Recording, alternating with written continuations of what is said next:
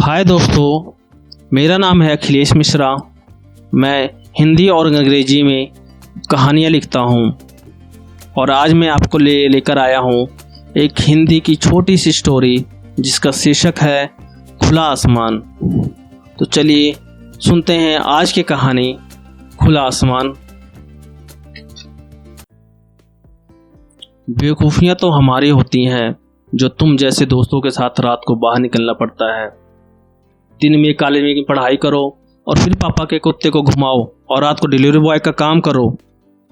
पुनीत नाराज होकर अपने दोस्त विकास से कहता है। विकास जो एक डिलीवरी बॉय है आज अपने साथ पुनीत को लाया था। रात को ग्राहक ने खाना ऑर्डर किया था और विकास ऑर्डर लेने रेस्टोरेंट में पहुंचा तो देखा रेस्टोरेंट पर पहले से ही बहुत भीड़ है। जैसे तैसे विकास ऑर्डर काउंटर पर बोला कि गुमनाम कॉलोनी के लिए ऑर्डर है अंकल खाने का, जिसमें दाल चावल 4 रोटी और दही है गुमनाम के नाम, जल्दी देना। काउंटर पर बैठे हुए अधेड़ उम्र के चाचा ने बड़ी हैरानी से विकास की तरफ देखा और उसे मजाकिया अंदाज में बोले, बेटा तुम्हें तो सिर्फ ऑर्डर लेना है, बाकी सब तो यहाँ पिक्चर दिखाने आए हुए हैं। बस बेटा तुम 20 मिनट रुक जाओ, मैं रसोइये को बोलता हूँ रोटी बनाने के लिए, चावल तैयार हैं, तब तक तुम खुले आसमान में तारे गिन लो, तुम्हारा समय भी कट जाएगा और जैसे तैयार होता है मैं आपको आवाज़ लगाता हूँ। विकास बड़ी भारी आवाज़ में बोला, हाँ हाँ ठीक है, इसमें मज़े लेने वाली कौन सी बात है, आखिरी ऑर्डर है इसलिए बोला कि ऑर्डर जल्दी देने के लिए। यह कहकर विकास अपने मोटरसाइकिल जो पार्किंग में खड़ी थी वहाँ जाकर मोटरसाइकिल पर बैठ जाता है। पुनीत जो उसका कॉलेज का दोस्त था उसे आज अपने साथ लेकर आया था। पुनीत जो कई दिनों से जिद कर रहा था कि मुझे भी अपने साथ किसी दिन लेकर चल अपने काम पर, मैं भी तो देखूं डिलीवरी बॉय का काम आखिर होता कैसा है। बड़ा मज़ा आता होगा मोटरसाइकिल पर घूमने में। ऑर्डर लिया और घर तक पहुंचा दिया, बस इतना आसान काम है। मुझे तो तुम बहुत करते हो विकास। विकास बोलता है, अरे यार ऐसा कोई बात नहीं है, जितना आसान तुम्हें लगता है उतना आसान नहीं है ये काम। ले चलूँगा किसी दिन, तुम भी देख लेना कितने मज़े करता हूँ मैं। विकास शाम के 6 बजे से लेकर रात के 2 बजे तक डिलीवरी बॉय का काम करता था।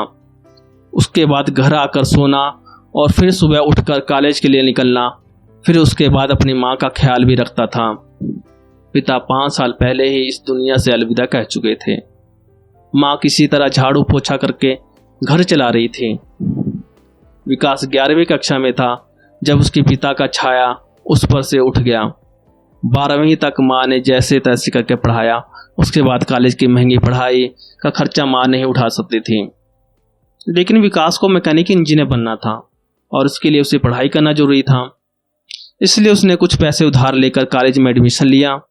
कॉलेज की फीस और अपने खर्चे पूरे करने के लिए उसने शाम को डिलीवरी बॉय की नौकरी करना शुरू कर दिया। इससे माँ पर आर्थिक बोझ भी कम हो गया और माँ को भी घर खर्च में मदद मिलने लगी। पुनीत जब विकास के साथ जा रहा था तब वो बहुत ज़्यादा खुश था कि आज वो भी मज़े करेगा, मोटरसाइकिल पर घूमेगा, नए नए लोगों से मिलेगा। और ऑफिस देखा तो वह सक्का बक्का रह गया। डिलीवरी बॉय के लिए ना कोई ऑफिस था और ना ही कोई ठहरने की जगह। रेस्टोरेंट के बाहर अपनी मोटरसाइकिल पर बैठना होता था डिलीवरी बैग लेकर, या रेस्टोरेंट के बाहर पेड़ हो, या कभी कभी रेस्टोरेंट के बाहर गैलरी में खड़े हो सकते थे। यही था विकास का ऑफिस। एक डिलीवरी बॉय के काम में ये परेशानियां भी होती हैं, पुनीत ने ऐसा कभी सोचा नहीं था। मोबाइल में ऑर्डर का हॉर्न बजते ही रेस्टोरेंट की ओर भागना पड़ता था और वहां से झटपट खाना लेकर घर तक पहुंचाना होता था, वो भी सही समय पर। चाहे ट्रैफिक हो, गाड़ी खराब हो जाए, तेल खत्म हो जाए, बारिश हो या घर का पता नहीं मिल रहा हो, इन सबसे परे खाना लेकर समय पर घर पर पहुंचाना होता था। कई बार ऑर्डर वेटिंग में होता तो कई बार ऐसा भी होता कि 3-4 ऑर्डर एक साथ पहुंचाना होता था। पानी पीने का वक्त भी नहीं मिलता था। कई बार ऐसा हुआ कि खाना पहुंचाने में देरी होने पर ग्राहक ही विकास पर चिल्ला उठता और पैसे देने से भी मना कर देता, और वो पैसे भी विकास को अपनी तरफ से भरना होता था।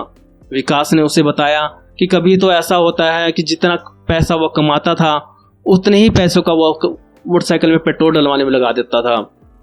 पुनीत तो सिर्फ मोटरसाइकिल पर पीछे ऑर्डर का बैग लेकर बैठता था और विकास मोटरसाइकिल चला रहा होता था। शाम से लेकर डिलीवरी करते करते रात के 1 बज चुके थे। एक आखिरी ऑर्डर रह गया था पहुंचाने को।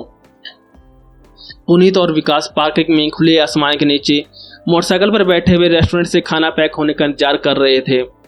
पुनीत वैसे ही थका हुआ था और ऊपर से 20 मिनट का इंतजार।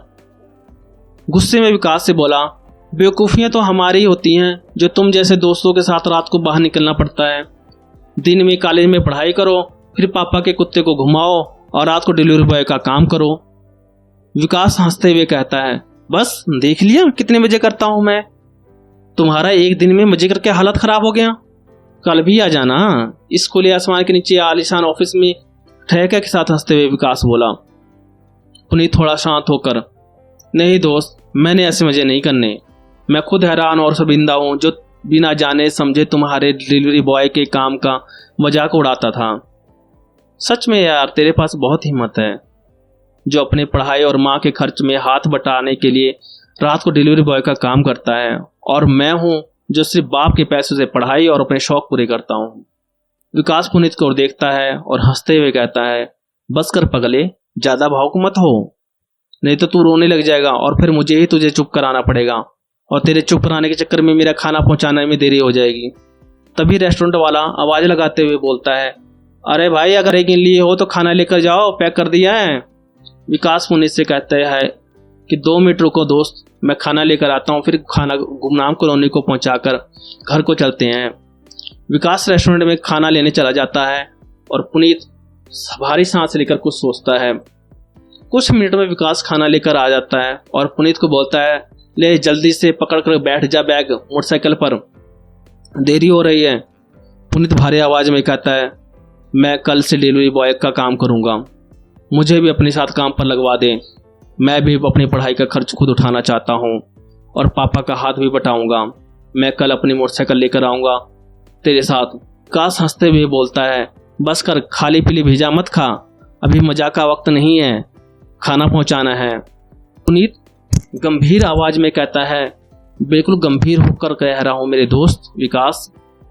विकास पुनीत की बात को गंभीरता से सुनकर उसकी ओर मासूमियत से देखते हुए हंसते हुए कहता है, अच्छा ठीक है, आ जाना कल मेरे साथ इस खुले आसमान के नीचे 6 बजे, और यहीं रात को मेरी तरह तारे गिन लिया करना।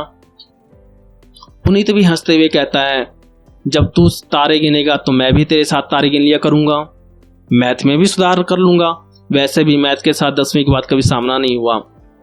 पुनीत की बात सुनकर विकास जोर के ठाके लगाकर हंसते हुए कहता है, ठीक है बाबा, कल आ जाना, लेकिन अभी तो पहले गुमनाम कॉलोनी का खाना पहुंचा देते हैं, तभी तो कल आएंगे ना इस अपने खुले आसमान के नीचे ऑफिस में।